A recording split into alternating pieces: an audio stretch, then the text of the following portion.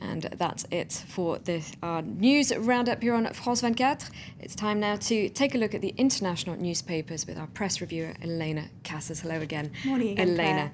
Now, starting with The Independent, which puts Saudi Arabia on its front page. Yes, their headline this morning is Saudi Arabia opens fire on civilians. Now, The Independent says their journalists are the only ones so far who've been able to speak to protesters in the eastern Shia part of Saudi Arabia, where there's a growing protest movement. Now, obviously, this is quite big news because we did say for a long time that it was very unlikely that the Arab Spring would ever spread to Saudi Arabia, where the authoritarian monarchy does seem to have such control and a certain level of popular support. But The Independent says that the Shia minority, particularly in the eastern part, has long said that they've been victims of sectarian discrimination, and now they're taking inspiration from next door Bahrain, where of course protests were suppressed using Saudi firepower, and they've decided to take to the streets. Apparently on Monday night, after an elderly man was arrested in order to try and get him to tell authorities where his protesting son had gone, there was a big protest outside of a police station, and authorities opened fire on civilians for the first time.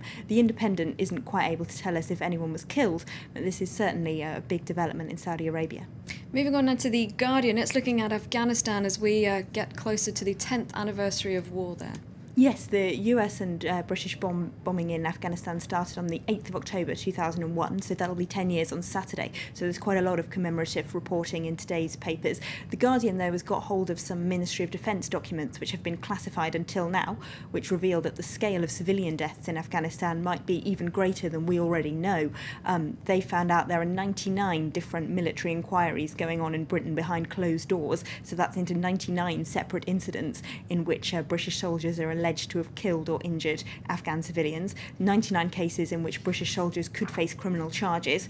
Now, the paper says there was already shock when 25 of these types of cases were revealed by WikiLeaks cables last year. So now finding out there's almost 100 other cases is, not very good news for the British Army at all. The paper does point out, of course, the fog of war is even more confused in Afghanistan than in other places because it's so hard for soldiers to tell who actually are the insurgents and who is just a civilian. But the paper says that's insufficient excuse for all of these atrocities.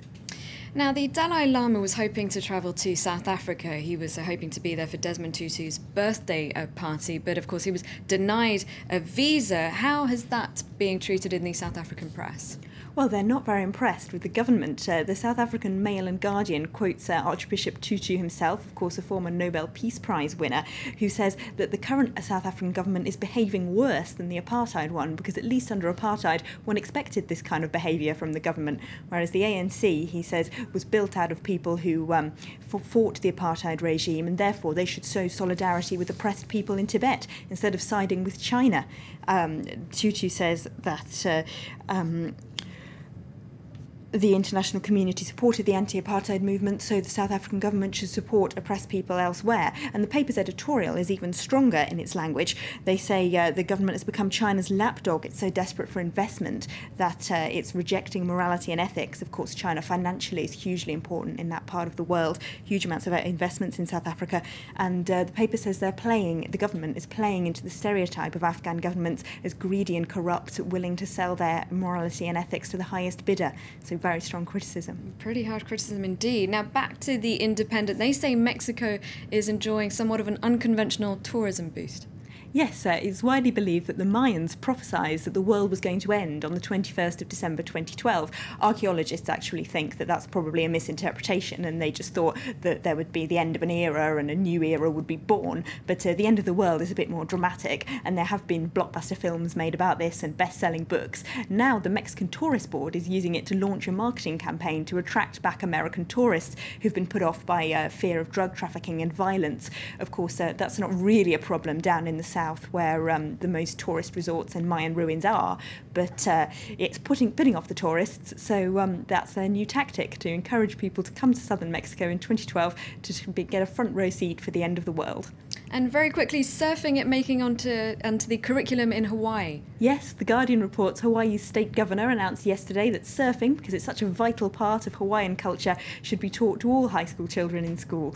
So it sounds a lot more fun than the school PE I did, at least, getting to go surfing. Yeah, I wouldn't mind giving that a go. Thank you very much, Elena Casas, for that look at the international newspapers.